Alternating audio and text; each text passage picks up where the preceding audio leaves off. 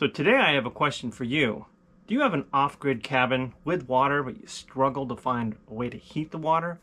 Or maybe you have a rig and you get the same problem. You have water, but you really don't have a good way of heating the water. Or maybe you have a garage and you'd like to have some hot water in there. If you've ever struggled with any of these issues, stay tuned because today I have a solution for you.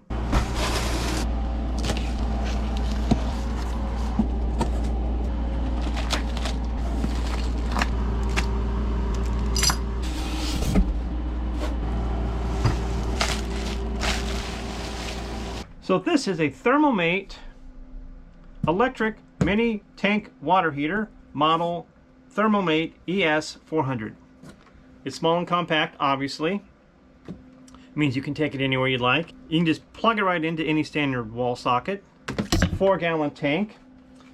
Tank's got a 3-year warranty, 1-year warranty on everything else. It's a perfect point of use water heater. And because it's small and portable, that means you can use it in your garage at your house. And then let's say you're going up to your cabin where you don't have any way to heat anything, and you can bring it up there and install it. And the installation's simple. It has this great manual and it's very easy to install. You can wash dishes, you can sanitize things. So it's a really versatile, powerful, portable unit. So today we're going to hook it up, we're going to run it through some tests, and we'll see how well it does. So before I begin, it comes with a bracket to install it permanently, but I am not going to be installing this officially. This is more of a how-to and my experience with this unit. Even though it's designed for a DIY installer and it comes with a very nice manual that gives thorough instructions on how to install it, I am not a licensed plumber, so don't consider this an official installation guide. So this is really just an overview of my experience. I just want to clarify that first, that this is not an official installation guide. So it comes with a pressure relief valve, so that's the first thing I'm going to install. So you just take out this, open up the pack. What's cool about this is that it already has some tape in it, and you just screw it in. So it's not particularly difficult to install this. And this is something that once you put this in, I mean, this is in. You don't have to keep putting this in. I'm just going to put it. It's just hand tight for now. And then of course this is cold, so your cold's going to come in here. Hot's going to go out there. I mean, it couldn't be any simpler to install. I'm going to put some valves on mine. So first thing I did is I put in more of this PTFE tape, commonly called Teflon tape. That's just to help the connection.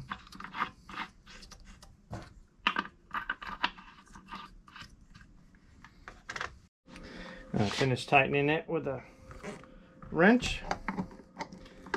I'll do the same thing over here. Now I'm just going to install my standard plumbing hoses. These are compression, so they don't need a PTFE tape. Again, I am not a licensed plumber. If you have any questions about how to install this or any concerns, please consult a licensed plumber. Follow all of the codes in your local district. So there, it's all plumbed. It's pretty straightforward. I ended up turning this down because if I do need to use this relief valve, I want the water to come out and down. But plumbing, it's very simple. If you were going to install this, again, you would use their included bracket, and you could mount it on a wall. You could mount it underneath a sink because it's so small. It's really cool. One thing you want to consider, though, and I know this might be obvious, is make sure you mount it somewhere near a standard electrical outlet. So because this is a temporary setup, I brought it outside so I don't get water all over the place, because I just have it hooked up to my garden hose. So this is not an official installation. But what you want to do is just turn on your water, fill up the tank before you turn it on. Oh, while we're here, that's what I was talking about with the frost icon. So what this means is that it will keep the unit warm enough. So if you have a cold environment, you're up in the mountains somewhere and it's freezing out, this will keep the unit warm enough so it doesn't crack anything and wreck the unit, because you don't want the water to freeze inside. So that's a cool little feature. So I plugged it in and I've got it hooked up to my kilowatt, because of course I want to track the usage. And from here we're just going to turn it on, warm it up, and then see what the water is like. So you just turn it on, turn it to the desired temperature. I've just filled it full of water, so of course it's completely cold. I'm turning it all the way up. See that light comes on? That means that it's inside is warming the water. When that goes off, that means it's up to temp. You know, while we're waiting though, the unit itself is a really nice unit. I mean, it's looks like it's well built. Again, it was really easy to install.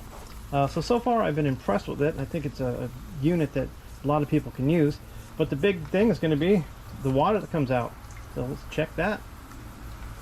So the light just went off, and as you can see, it's not drawing any more electricity. It did take a few minutes for it to get the 4 gallons up to temp. The water is over 100 degrees according to this, and this is not the way to test the temperature of water, of course, but it's the only thing I have. But it definitely heats the water up, gets it nice and hot. So just to do a quick recap, it's a nice unit. You know, it's built nice, it's an attractive unit, it's compact, lightweight, you know, it's everything they say. A couple things I want to talk about real quick. It does require 1440 watts, so if you are going to use this off-grid, you'll need a 2000 watt inverter. In their manual, it actually says it's designed to supply hot water for hand washing and sinks. It's a slow recovery, small reservoir, not intended for showers or for filling tubs. You definitely can't fill a tub with this, but personally, unofficially, I could take a quick shower with this thing on an off-grid scenario. You know, you get a low-flow shower head, easily rinse down, so I would use it for that, but officially, they don't recommend it. It's a good unit. If you need something for supplemental water, hot water, somewhere, you know, garage, underneath your sink, off-grid cabin, it's a perfect solution. It's cheap. There you go. If anyone's used something like this or you have any questions, please leave a comment below. As always, like, comment, subscribe, share, and thanks for watching, everyone, and I will talk to everyone soon.